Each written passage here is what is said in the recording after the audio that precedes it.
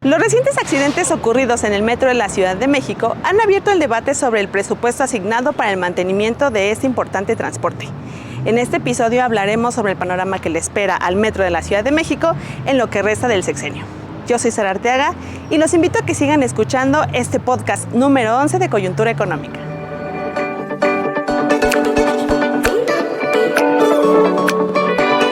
Es hora de hablar de coyuntura económica. Qué gusto recibirlos en este episodio número 11 de Coyuntura Económica, el podcast. En esta serie ahondamos en los trabajos presentados en el boletín Coyuntura Económica número 11, en el que hablamos de los retos de política económica para el crecimiento y desarrollo en México. Este boletín ya está disponible y, como siempre, en la descripción de este episodio encontramos el link de descarga gratuita. No olviden seguirnos en nuestras redes sociales. Estamos en Facebook, Instagram, TikTok y en Twitter como Coyuntura Económica YEC, y pueden escucharnos en el canal de YouTube oficial del Instituto de Investigaciones Económicas y en nuestra cuenta de Spotify, Coyuntura Económica YEC. Hoy nos acompaña el doctor Roberto Ramírez. Es doctor en Economía por la Universidad Nacional Autónoma de México, obtuvo la maestría en Economía, la especialización en Estadística Aplicada y la licenciatura en Matemáticas Aplicadas y Computación en la UNAM. Es profesor titular en posgrado y licenciatura en Economía en la Facultad de Economía de la UNAM. Es autor de diversos libros y diversos artículos sobre desarrollo económico urbano y actualmente es investigador en nuestra casa, el Instituto de Investigaciones Económicas de la UNAM. Es especialista en análisis económico de ciudades y regiones, modelos matemáticos, espaciotemporales, así como econométricos para el análisis económico regional y urbano. También es evaluador de programas y políticas del sector público y miembro del Sistema Nacional de Investigadores. Roberto, bienvenido, es un gusto tenerte con nosotros en este podcast. Muchas gracias. Y bueno, Roberto, preparamos algunas preguntas sobre tu artículo de discursos, presupuestos y accidentes, el sistema de transporte colectivo Metro de la Ciudad de México en riesgo, publicado en nuestro más reciente boletín, con la idea de poder ampliar más la información para nuestros lectores. Si te parece bien, iniciamos con las preguntas. Claro, adelante. Y bueno, Roberto, es importante y creo que la pregunta clave ahora es ¿qué está pasando con el metro, no? ¿A qué consideras que obedezcan los recientes accidentes originados en el metro y por qué han sido más frecuentes en los últimos años? Bueno, mira, es un poco complejo lo que está pasando en el metro. Creo que merece un análisis mucho más profundo. Yo lo que hago es básicamente un análisis desde el punto de vista económico, presupuestario, pero creo que hay muchas otras cosas que se deben de ver para saber cuál es la verdadera causalidad de lo que está aconteciendo en el metro. Me refiero a aspectos técnicos, ¿no?, que probablemente estén ahí involucrados. El tema realmente importante, por el que a mí realmente me parece que es importante la pregunta es, pues, ¿qué ha sucedido con el presupuesto, pero específicamente con el presupuesto que es destinado a mantenimiento?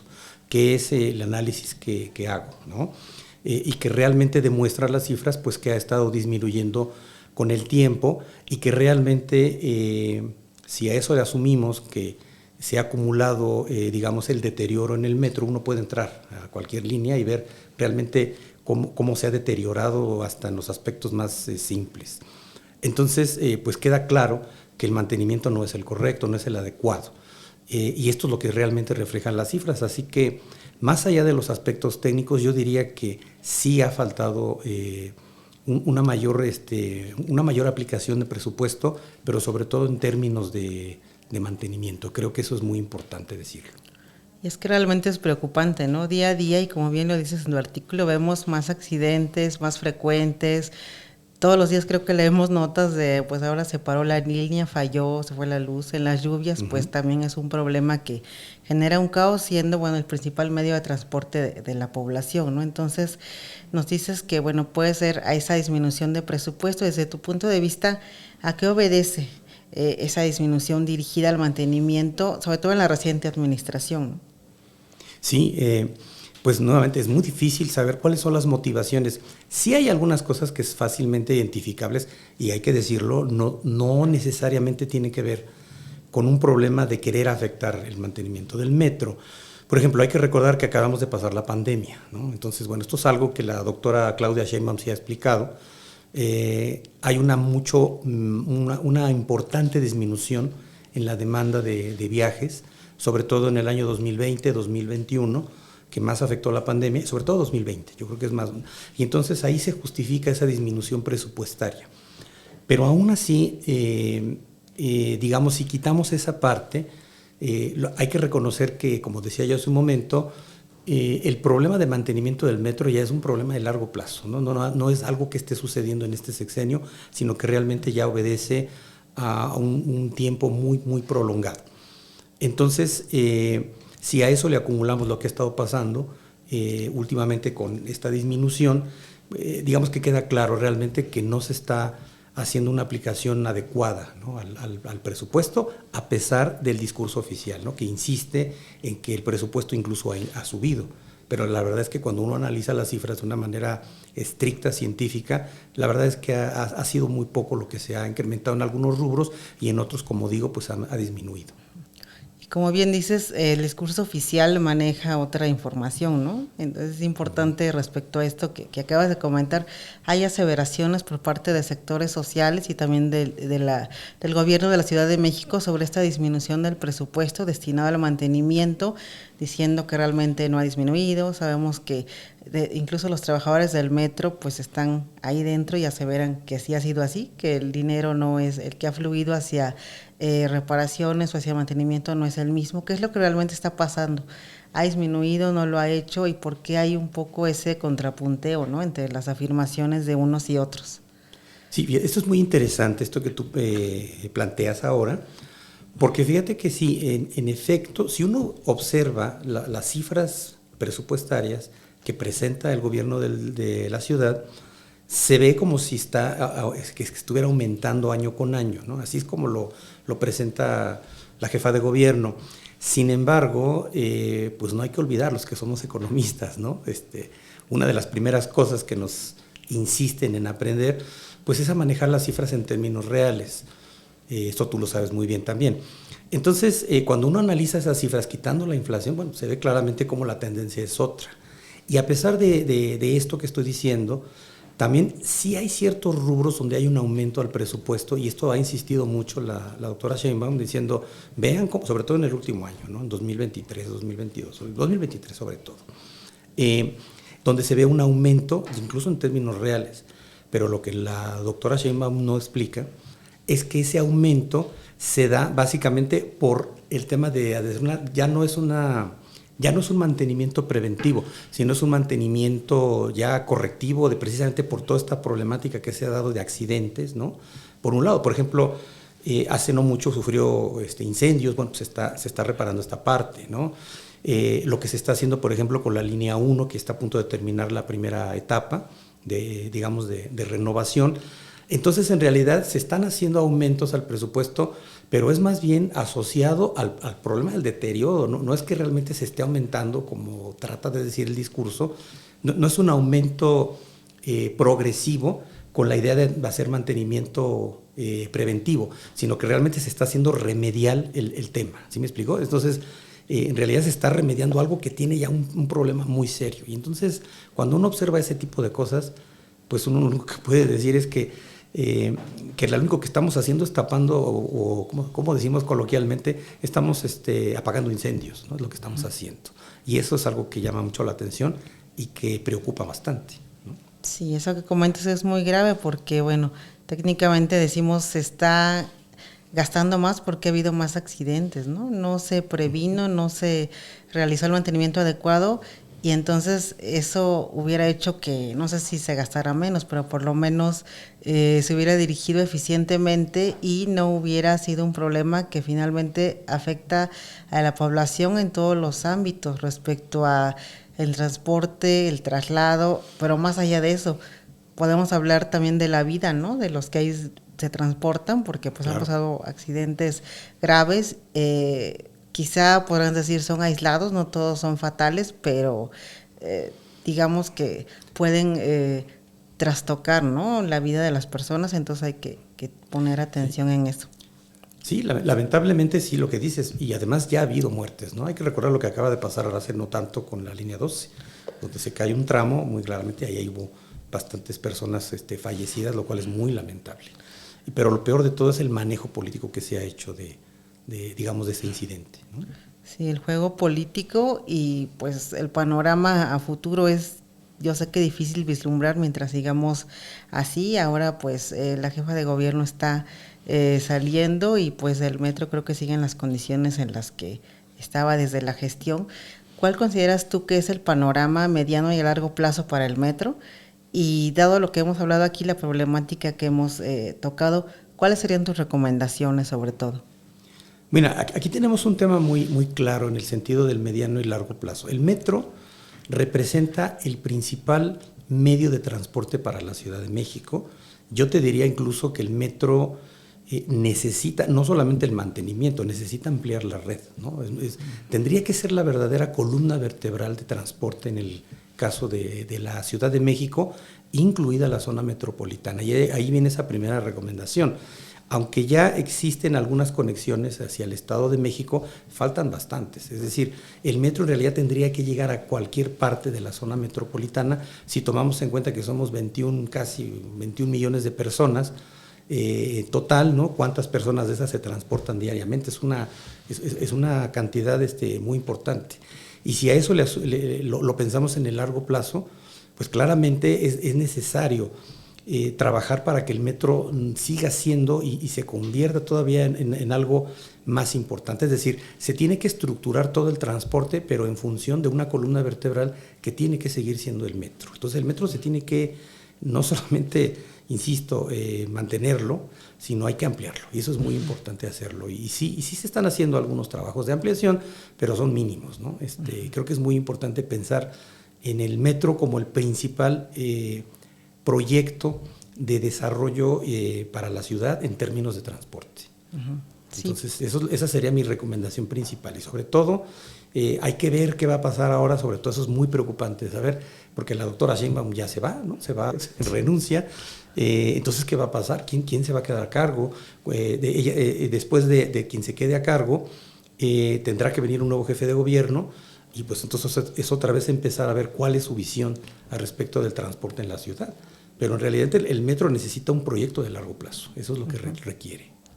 Sí, porque finalmente, como refieres, pues es o debe ser la columna vertebral, ¿no? Muchos ahí se transportan porque es barato y antes, hace algunos años era eficiente y debería volver a hacerlo porque finalmente la seguridad de los que ahí viajan debe ser primordial, ¿no? Debe ser una de las primeras medidas que se deben, digamos, tomar para evitar que haya accidentes o evitar que haya retrasos o evitar o violencia, que bueno, de eso también es un tema, otro tema, ¿no? Digamos, pero también importante todo lo que pasa dentro de.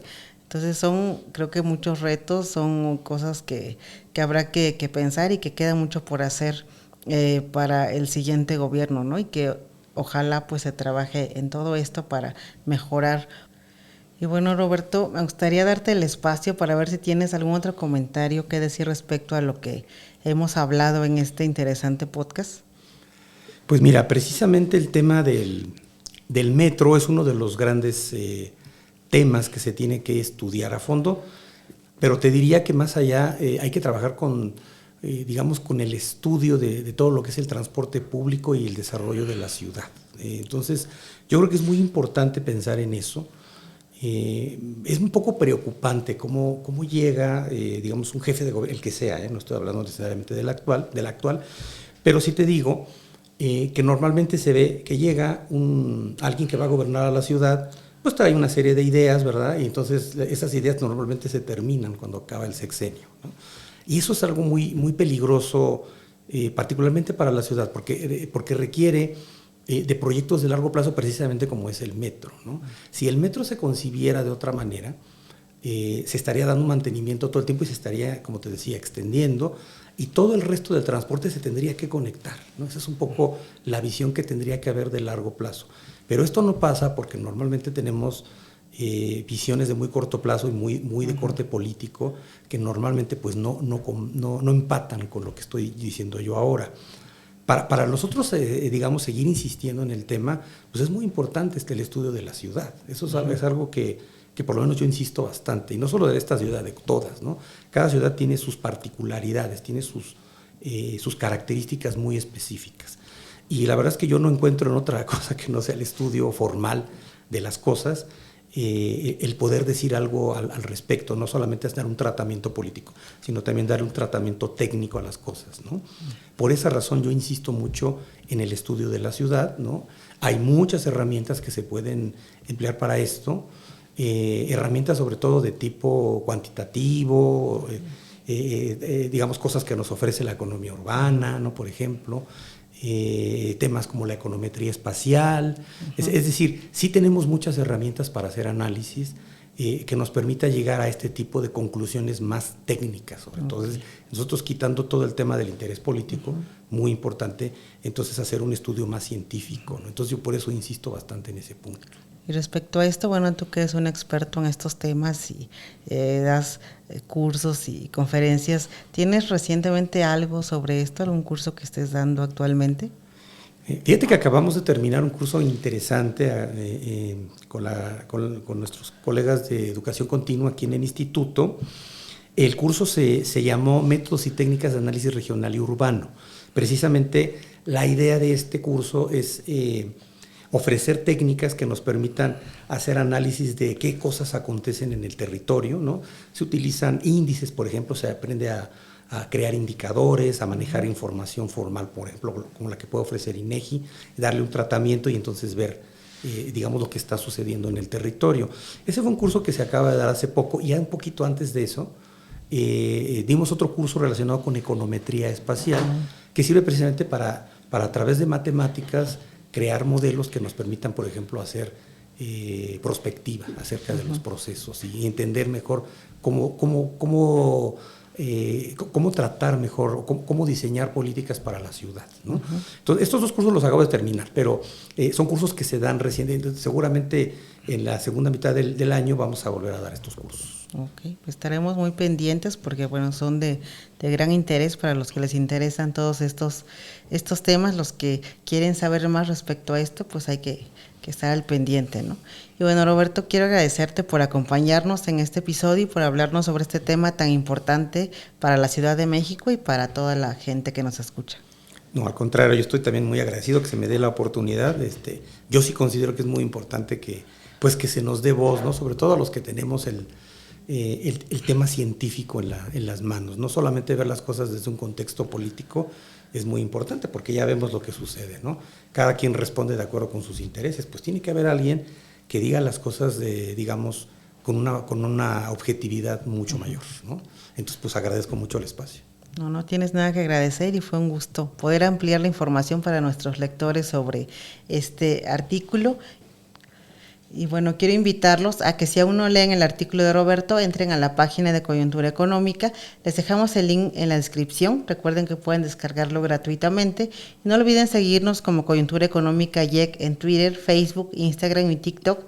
Gracias a los que nos escuchan en Spotify y nos ven en el canal oficial de YouTube del Instituto de Investigaciones Económicas.